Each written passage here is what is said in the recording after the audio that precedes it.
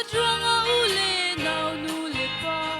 ke le ol le nu le mai zo in ka ja si se bom na ka mu khol hei lo hi liao cha na ka fa do na cha u nau cha ye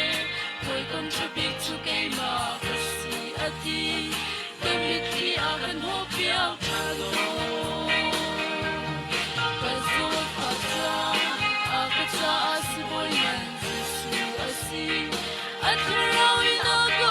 pi pe walay asi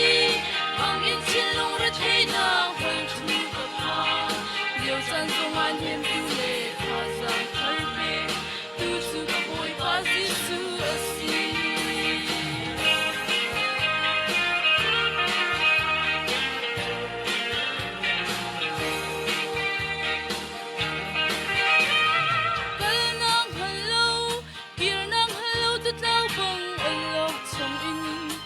shum ka ai leu cha na ka do do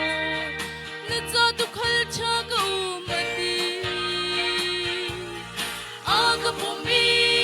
siang pa sang e in no ma a ka shui ka phut ka tok lo tu chua awan in chung kai mi bal a ka re chi cham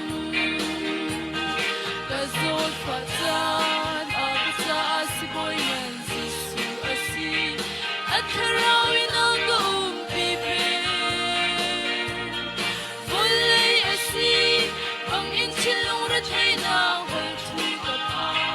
liu chan song an him tu le ka sang thal pe tu chu ka boy pa si su asi ka zol pa chan a ka cha si boy man si su asi at raw ina ka pi pe ang in silong ra thai na hol thu ka pa